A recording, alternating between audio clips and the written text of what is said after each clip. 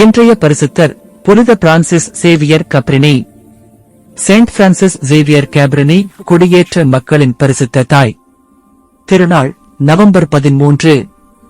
பிறப்பு மற்றும் சிறுவயது.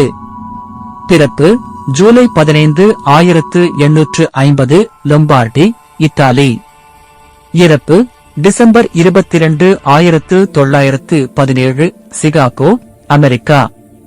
புனிதராக்கப்பட்டவர் பாப்பர் பியஸ் 12 ஜூலை 1946 7. அமெரிக்க குடியுரிமை பெற்ற முதல் பரிசுத்த பெண். பிரான்சிஸ் கப்ரினி ஒரு சாதாரண இத்தாலிய விவசாய குடும்பத்தில் பிறந்தார். 13 குழந்தைகளில் இளையவர். சிறுவயதிலிருந்தே அவர் மிஷனரி பணிக்கும் அன்பிற்கும் ஏழை மக்களுக்கு உதவுவதற்கும் மிகுந்த ஆர்வம் கொண்டிருந்தார்.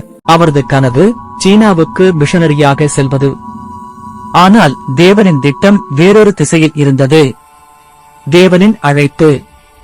1880 ஆண்டு அவர் missionary sisters of the sacred heart of Jesus எனும் துறவியரை குழுவை நிறுவினார். அதன் நோக்கம் ஏழைகளுக்கும் நோயாளிகளுக்கும் குழந்தைகளுக்கும் தேவனின் கருணையால் அன்பையும் சேவையையும் கொண்டு சேர்த்தல்.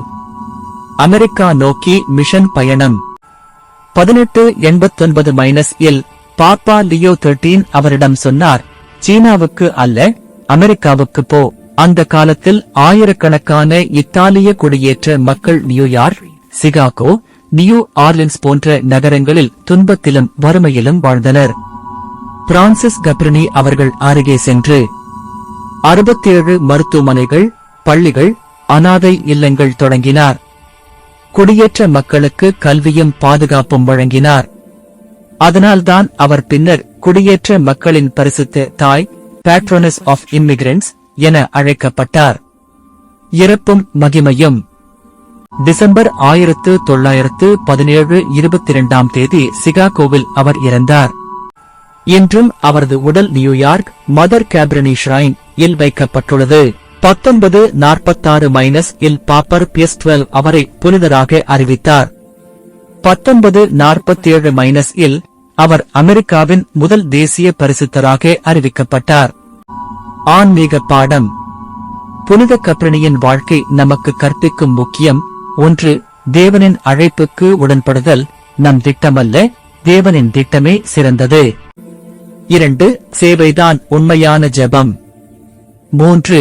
அன்பிற்கு எல்லை இல்லை, எல்லாரிடமும் கருணையை காட்ட வேண்டும். 4. நம்பிக்கையை செயலாக்கம் மூலம் வெளிப்படுத்துதல். பிரார்த்தனை. பரிசுத்த பிரான்சிஸ் கப்ரினியே, தேவனின் அன்பில் நீ முழுவதும் அர்ப்பணித்தாய். நாங்களும் கருணையும் சேவையும் நிறைந்தவர்களாக மாற அருள் தருவாயாக. குடியேற்ற மக்களைப் போல துன்பப்படும் அனைவருக்கும் நம்பிக்கை விளக்காக இருக்க அருள்வாயாக. ஆமென்.